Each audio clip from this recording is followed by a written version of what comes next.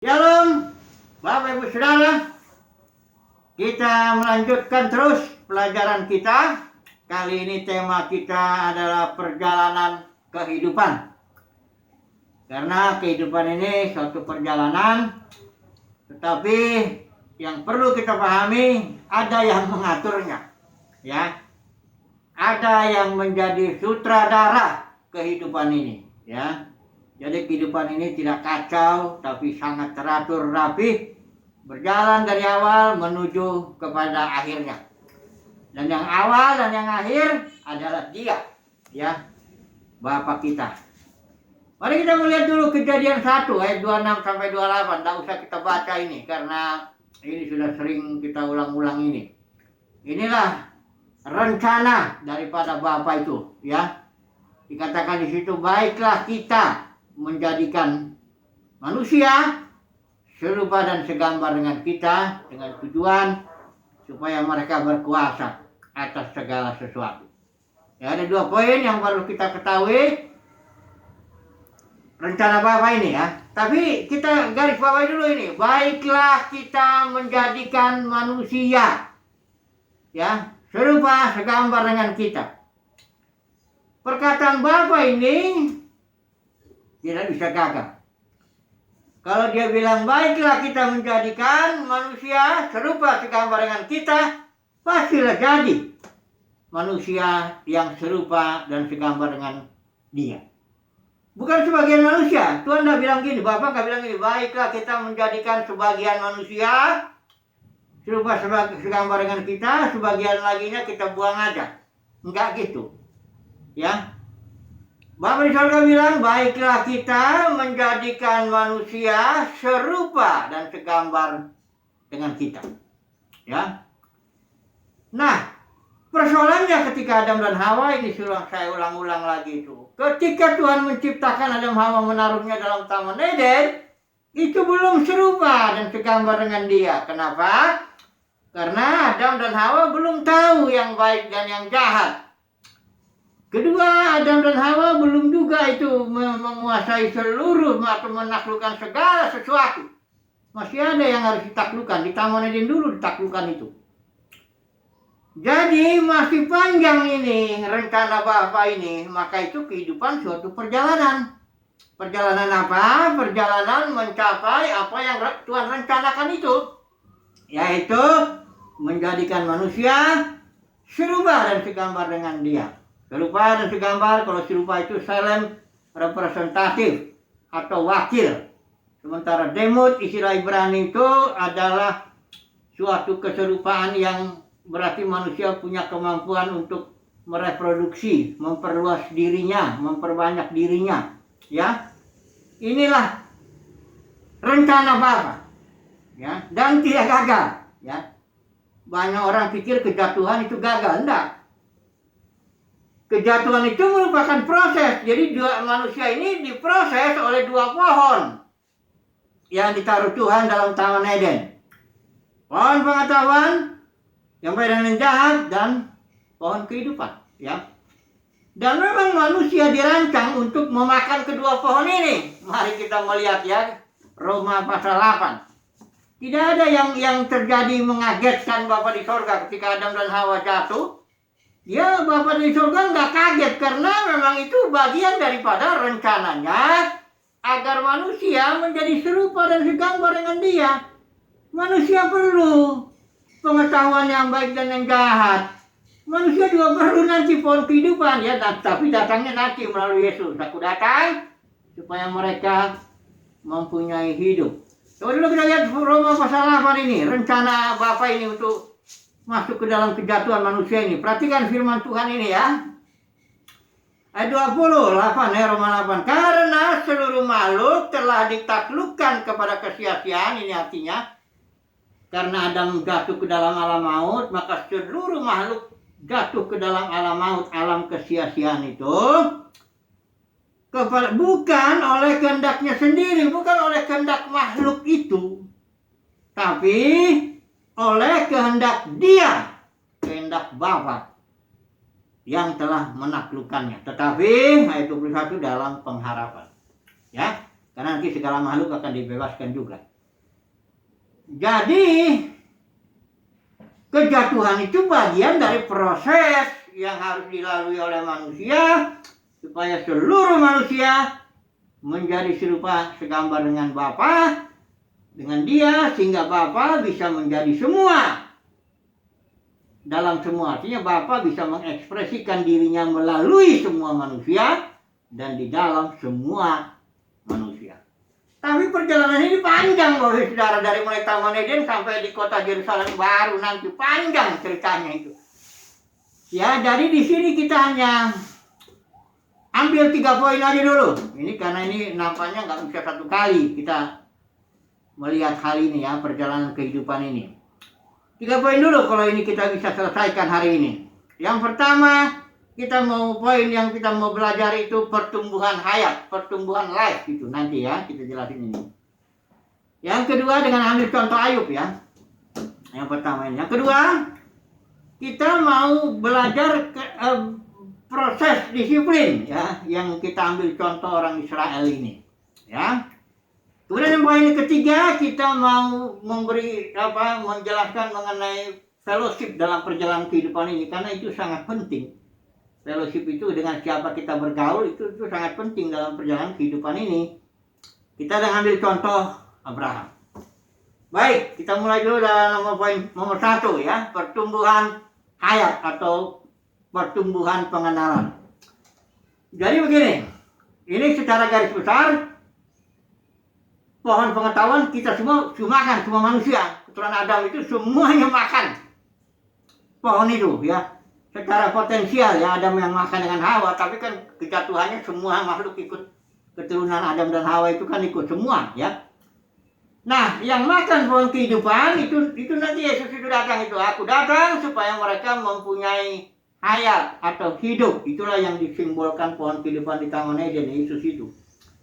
Kita yang percaya, kita nggak bicara dulu yang tidak percaya ini ya. Karena kita yang percaya dulu, kita makan buah itu. Buah pohon kehidupan itu. Karena Yesus bilang, barang siapa yang makan aku, dia akan memperoleh hidup. Jadi kita sudahlah makan buah itu, tapi hidup atau istilah Yunaninya doe yang kita makan itu masih berupa benih. Ya. Perlu dia pertumbuhan. Saudara lihat, Tuhan ciptakan alam itu untuk memberi pelajaran kepada alam jasmani, diciptakan untuk memberi pelajaran kepada alam rohani. Karena Tuhan Yesus sering bilang, perhatikan burung, lihat tuh, nggak nanam, nggak nuai, itu dikasih makan. Perhatikan bunga bakung. Jadi dia selalu bicara alam untuk menjelaskan alam rohani. Paulus juga bilang, perhatikanlah alam. Perempuan kan kehinaan kalau laki-laki rambut panjang dan sebagainya. Nah, dalam alam kita lihat segala sesuatu harus bertumbuh. Ya, mulai dari tumbuh-tumbuhan ya, kita lihat bertumbuh dia, loh. Mulai dari kecil besar. Kita lihat juga binatang, tumbuh dia, nggak ada binatang lahir gede langsung gitu. Tumbuh dia bayi dulu besar. Manusia pun begitu. Baik, maksud Tuhan apa dari alam ini? Kita pelajari bahwa alam rohani pun hayat Kristus itu dia perlu bertumbuh. Nah, hayat rohani ini, di dalam hayat ini terkandung secara potensial itu kasih, sukacita, damai sejahtera, sabaran, kemurahan, kebaikan, kesetiaan, kelembutan, penguasaan diri. Segala karakter Kristus terkandung dalam hayat yang kecil itu. Kalau hayat ini bertumbuh, nanti menghasilkan buah-buah roh. Itulah yang saya sebut tadi. Jadi Yesus bilang dalam Yohanes 10:10, aku datang supaya mereka mempunyai hayat dan mempunyainya bertumbuh dalam kelimpahan. Itu artinya kelimpahan kasih, sukacita, damai sejahtera. Kelimpahan kasih, sabaran, kemurahan, kebaikan, kesetiaan, penguasaan diri. Jadi kelimpahan karakter Kristus itu. Ya, bukan kelimpahan materi dulu. Enggak ada bicara materi ya, Yohanes 10:10 ya. Oke, jadi pertumbuhan hayat ini kita ambil dulu contoh Ayub lah ya. Bagaimana Ayub bertumbuh? Ayub itu bertumbuh. Tuh, kita perhatikan dulu ya.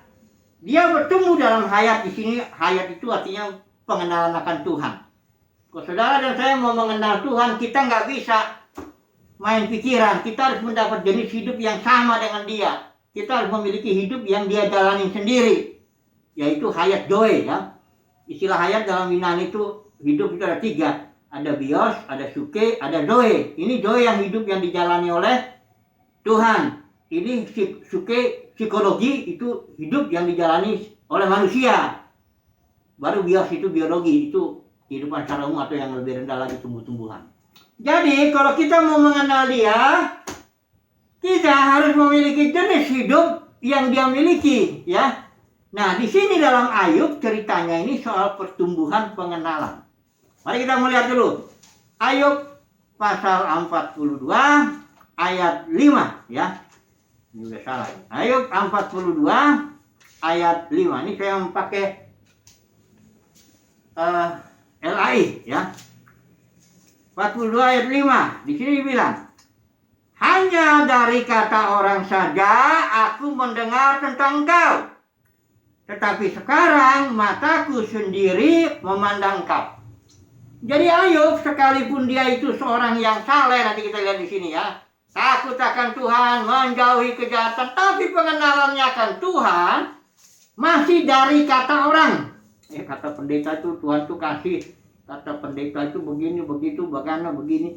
Tapi dia sendiri nggak ngalamin Tuhan itu seperti apa. Kayak Ayub ini ya. Jadi melalui suatu proses yang panjang ini, nanti kita ceritanya sebentar kita ringkas ini. Maka Ayub bisa, ini dia, hanya dari kata orang saja aku mendengar tentang kau, tetapi sekarang mataku sendiri memandang kau. Artinya Ayub jadi bertumbuh dalam pengenalan akan Tuhan. Bertumbuh. Kalau istilah dalam perjanjian itu bertumbuh dalam hayat. Ya. Nah, mari kita melihat Ayub ini pasal 1 ya, seorang yang saleh, jujur, takut akan Allah, di sini dibilang ya, menjauhi kejahatan. Dia punya anak 7 laki-laki, 3 anak perempuan. Juga mulai kambing domba apa semuanya, sehingga orang disimpulkan dia terkaya dari semua orang di sebelah timur. Kemudian mulailah sang sutradara kehidupan ini merancang satu perjalanan bagi Ayub yang membuat Ayub bertumbuh dalam pengenalan itu. Rancangannya begini, jadi di sorga itu ada anak-anak Allah dan iblis datang kepada Tuhan. Ya, kita tahu lah ceritanya ini. Pokoknya iblis bilang, ya jelas lah.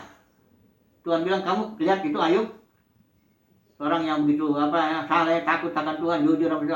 Iblis bilang, ya iyalah, karena kau jagai semuanya. Anak-anaknya, harta bendanya, cobalah habiskan itu semua. Pasti dia mengutuki engkau. Memang dasar iblis ya. Tuhan bilang, ya sudah, boleh ya.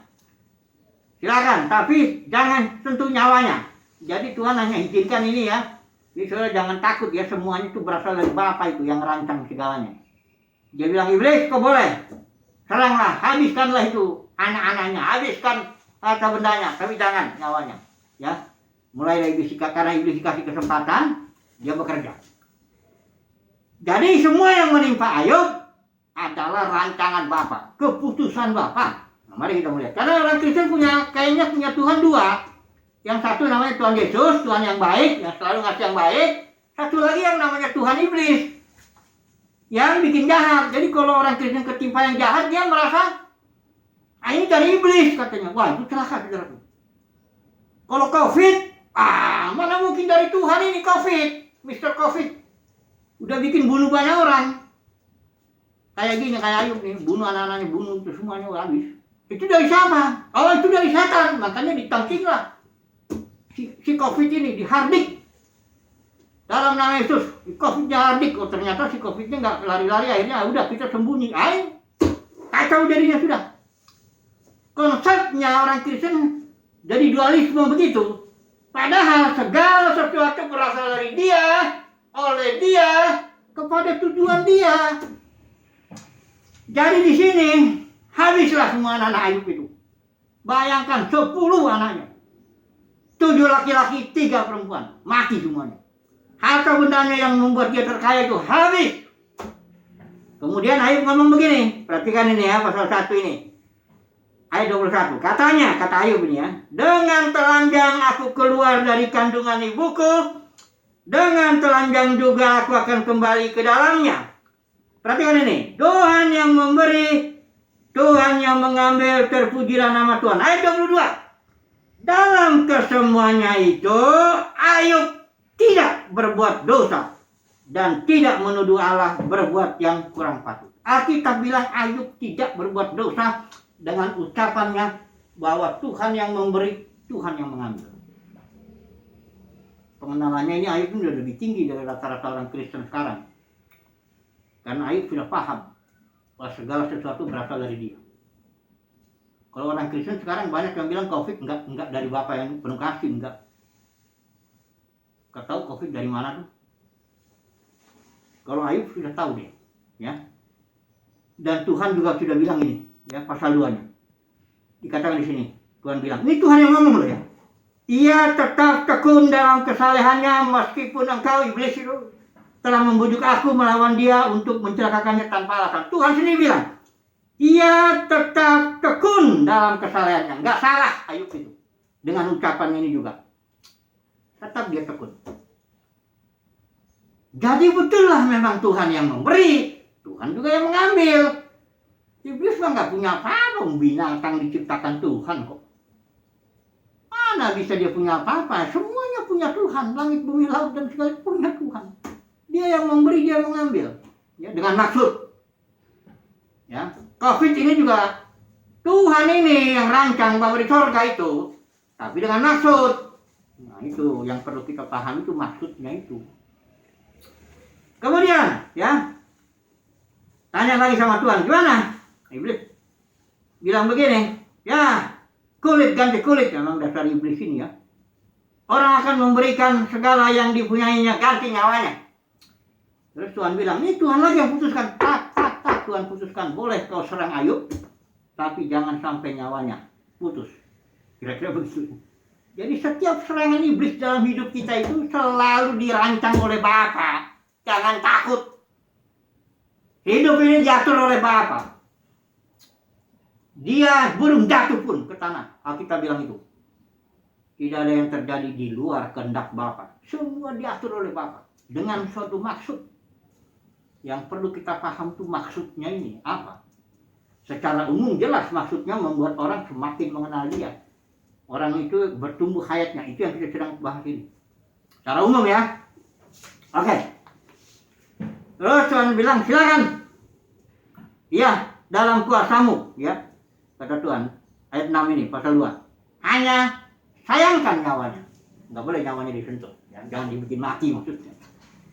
Datanglah iblis, seranglah si Ayub ini dengan penyakit, semacam penyakit bisul, penyakit kulit, barah yang busuk, bikin busuk, dari batok kepala Ayub sampai ujung kakinya itu. Penyakit yang bikin sakit kulit itu dan gatal.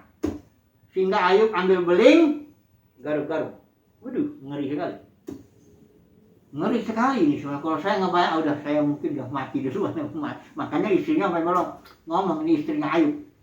Ah sudahlah, kutukilah itu Allahmu dan matilah. Bayangin itu istrinya aja sudah sampai begitu karena udah nggak tahan lagi kali. Ya, ya untung mudah-mudahan istri kita yang nggak gitu kalau kita ketimpa kayak Ayub begini. Ya, nah, terus Tuhan Ayub jawab gini. Engkau berbicara seperti perempuan gila. Ini kata si Ayub ini sama si ini istrinya. Apakah kita mau menerima yang baik dari Allah tetapi tidak mau menerima yang buruk? Kita bilang ini. Dalam kesemuanya itu, ya, Ayub tidak berbuat dosa dengan bibirnya. Jadi betul yang Ayub bilang. Kita jangan hanya mau menerima yang baik dari Allah, dari Tuhan, tapi tidak mau menerima yang buruk. Kalau menerima yang baik, mengucap syukur. Kalau kejadiannya yang buruk, sementara kita bilang mengucap syukurlah dalam segala hal. Jadi Ayub nggak berdosa dengan ucapan mulutnya. Memang semuanya dirancang oleh Bapa. Ya. Nah, memang dia ketika datang 3 sahabatnya. Ini 3 sahabatnya nih ngomong panjang ini. Berapa pasal ini? Dari pasal 3 ini. Sampai pasal yang 38 apa berapa ini? Ya, ada satu orang lagi yang anak muda ngomong yang nggak ditegur Tuhan. Yang tiga-tiga ini ditegur Tuhan nih. Ini orang-orang tua yang berhikmat secara manusiawi. Intinya nih orang ngomong ini nyalain Ayub. Mana mungkin sih orang nggak berdosa ketimpa begini, kira-kira begitu. Banyak juga orang Kristen kan begitu kan. Kalau ada orang ditimpa masalah, entah masalah keluarga, atau penyakit, atau masalah pekerjaan, apa pelayanan, apa-apa. Itu betul sebagian. Memang ada juga kalanya orang ditimpa masalah ya karena kesalahannya ada. Tapi nggak semuanya gitu. Ada kok maksud Tuhan yang dalam ya, dalam hikmat itu ya. Banyak orang-orang lancar-lancar hidupnya. Bukan berarti dia kudus. Ada orang yang kudus hidupnya suci kok malah ditimpa banyak masalah. Ya. Nah kan gitu kan, orang korupsi. Hidupnya sembarangan, diberkati, perutnya gede-gede, anaknya panjang-panjang umur, ya, keturunannya banyak. Ini ada orang kudus, hidup kudus, susah hidupnya. Emang saudara hati-hati dalam menilai ya. Belajar dulu tentang Ayub ini. Ya setelah Ayub itu, nah karena ketiga sahabatnya itu nyerang dia, kau pasti berbuat dosa, makanya ditimpa begini. Nah, akhirnya Ayub bela diri. Bela dirinya sampai tingkat dia menyalahkan Tuhan. Akhirnya ini gara-gara yang tiga ini. Sehingga Ayub ditantang sama Tuhan. Kira-kira intinya jawaban Tuhan, aku tuh punya kuasa, kau punya kuasa enggak? Aku tuh punya hikmat, engkau punya hikmat enggak? Kira-kira itu deh tantang. Akhirnya Ayub bilang, aku cabut. Aku duduk dalam debu dan abu. Akhirnya dia, setelah Tuhan Ayub mengatakan gitu, Ayub dipulihkan. Tapi Tuhan murka sama yang tiga ini, kecuali kalau Ayub berdoa untuk dia. Ya. Intinya setelah Ayub mengalami ini, Ayub 42 ayat 5. Hanya dari kata orang saja aku mendengar tentang kau, tetapi sekarang mataku sendiri memandang kau. Jadi pengenalannya bertumbuh. Ya. Ini baru satu poin ini, kita putus dulu ini ya. Nanti ini bersambung dulu nih, namanya juga perjalanan kehidupan panjang ini ya. Jadi intinya, Bapak Saudara, kehidupan ini ada sutradaranya. Dia punya tujuan, ya, tujuannya Bapa menjadi semua dalam semua. Dan ada prosesnya dua pohon itu, pohon kehidupan, pohon pengetahuan yang baik dan jahat. Dan ada penderitaan untuk mencapai pertumbuhan itu. Itulah yang kita contohkan penderitaan Ayub. Jadi penderitaan itu makanya Richard Wurmbrand itu seorang pendeta ya dari Rumania, dia menderita 14 tahun dalam penjara komunis itu. Waduh, luar biasa. Dia bilang gini kalimatnya, penderitaan itu suci. Jangan buang serpihan sedikit pun. Karena penderitaan itu dalam itu semua ada maksud Tuhan yang sangat suci. Itu loh kira-kira dia bilang. Akibat penderitaannya Richard Wurmbrand pelayanannya jadi luar biasa. The Voice of Martyr itu pelayanannya jadi mendunia. Kalau dia nggak menderita, dia cuma di Rumania itu aja sebagai pendeta kecil di sana. Tapi sekarang kita tahu dia ya setelah penderitaannya pelayanannya mendunia begitu. Oke, jadi kira-kira kesimpulannya untuk saat ini potong dulu bahwa kehidupan itu ada yang ngatur, prosesnya dua pohon, tujuannya Bapa dan semua dan tidak akan gagal. Jadi semua manusia pasti menjadi serupa dan segambar dengan dia. Nggak ada lagi di sini ajaran-ajaran neraka kekal itu atau Bapak kaget itu, Adam jatuh, terpaksalah kita buru-buru bikin rencana penebusan. Ini ngawur itu, nggak ngerti kehidupan. Puji Tuhan, ini dulu. Nanti kita akan sambung berikutnya. Haleluya, amin.